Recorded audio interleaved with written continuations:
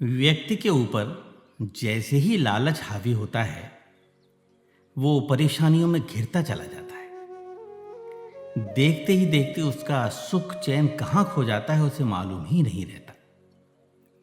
आइए, आज आपको ओशो का एक प्रसंग सुनाता हूं। एक राजा का एक नौकर था। वो उसका नाई भी था, हजामत भी बनाता और मालिश भी करता। उसे देखकर राजा बड़ा हैरान होता था, क्योंकि वो हमेशा प्रसन्न, बड़ा आनंदित, बड़ा मस्त रहता था। सस्ते का जमाना था, उसको इस काम का 1 रुपया रोज मिलता था। बस 1 रुपया रोज में वो खूब खाता पीता, मित्रों को भी खिलाता पिलाता। रात को जब सोता तो उसके पास एक भी पैसा नहीं होता, फिर भी उसे गहरी नींद आती थी। सुबह मालिश करके 1 रुपया फिर उसे मिल जाता। कुल मिलाकर वो बड़ा खुश था, इतना खुश कि राजा को उससे ईर्ष्या होने लगी। राजा भी कभी इतना खुश नहीं रह पाया। खुशी आती कहां से? उदासी और प्रजा की चिंताओं के पहाड़ उसके सिर पर जो लदे रहते थे। एक दिन उसने नाई से उसकी प्रसन्नता का राज पूछा। उसने कहा, राजा साहब, मैं तो इस बारे में कुछ जानता नहीं। मैं कोई बहुत बड़ा बुद्धिमान भी नहीं, एक साधारण सा आपका नाई और मालिश वाला हूं। लेकिन जैसे आप मुझे प्रसन्न देखकर चकित होते हो, वैसे ही मैं आपको दुखी और चिंतित देखकर चकित होता हूं।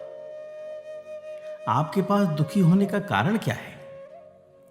मेरे पास तो कुछ भी नहीं है, फिर भी मैं सुखी हूं।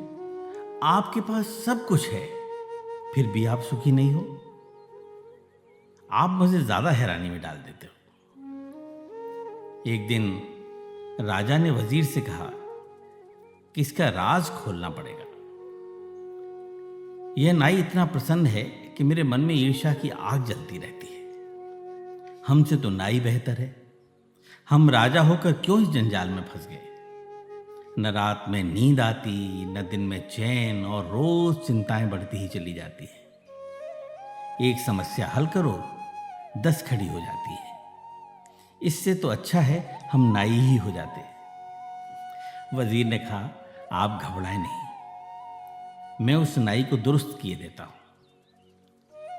वजीर गणित में बहुत कुशल था। राजा ने पूछा, ऐसा क्या करोगे?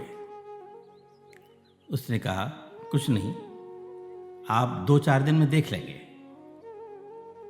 वो 99 रुपए एक थैली में रखकर रात को नाई के घर में फेंक आया। जब सुबह नाई उठा तो उसने थैली खोली, 99 रुपए गिने। बस अब वो चिंतित हो गया। मन ही मन सोचने लगा, बस आज 1 रुपया और मिल जाए, उसे खर्च नहीं करूंगा, पूरे 100 रुपये कर लूंगा, चाहे भूखा सोना पड़े। बस दिमाग में उपद्रव शुरू हो गया। कभी उसने इकट्ठा करने का सोचा न था। इकट्ठा करने की सुविधा भी नहीं थी। 1 रुपया मिलता था, वो पर्याप्त था उसकी जरूरतों के लिए। कल की उसने कभी चिंता ही नहीं की थी। कल उसके मन में कभी छाया ही न डाल पाया था। वह तो सिर्फ आज में ही जिया करता था। आज पहली दफा कल को लेकर बेकल हो उठा था। 99 पास में थे, 100 करने में देर ही क्या थी? सिर्फ एक दिन तकलीफ उठानी थी कि 100 हो जाएंगे। उसने दूसरे दिन उपवास कर लिया।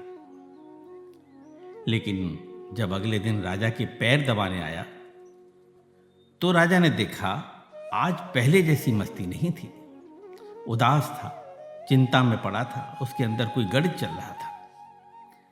राजा ने पूछा, आज बड़े चिंतित मालूम होते हो, मामला क्या है?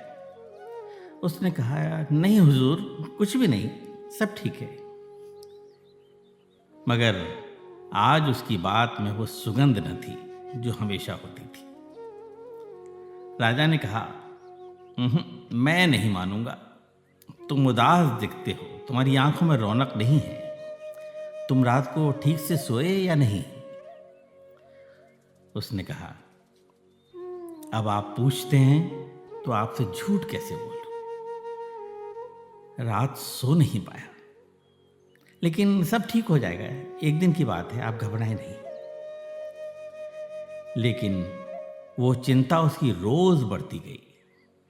100 पूरे हो गए तो वह सोचने लगा कि अब 100 तो हो ही गए, अब धीरे धीरे इकट्ठा कर लें तो कभी 200 हो जाएंगे। अब एक एक कदम उठाने लगा। वो 15 दिन में बिल्कुल ढीला ढाला हो गया। उसकी सब खुशी चली गई। राजा ने देखा। राजा ने कहा, अब तो बता दे सच सच, आखिर मामला क्या है? मेरे वजीर ने कुछ किया क्या? नाई एकदम चौंक कर बोला, क्या मतलब? आपका वजीर? ओ अच्छा, तो अब समझा। अचानक मेरे घर में एक थैली पड़ी मिली मुझे, जिसमें 99 रुपए थे। बस उसी दिन से मैं मुश्किल में पड़ गया हूं। तो देखा आपने, इसे कहते 99 के फेर में पड़ना। हमारी आकांक्षाएं और इच्छाएं ही हमारा सुख चैन छीन लेती हैं। अगर हम कामनाओं पर अंक लगा लें तो अनेक चिंताओं और रोगों से दूर रह सकते हैं। नमस्कार।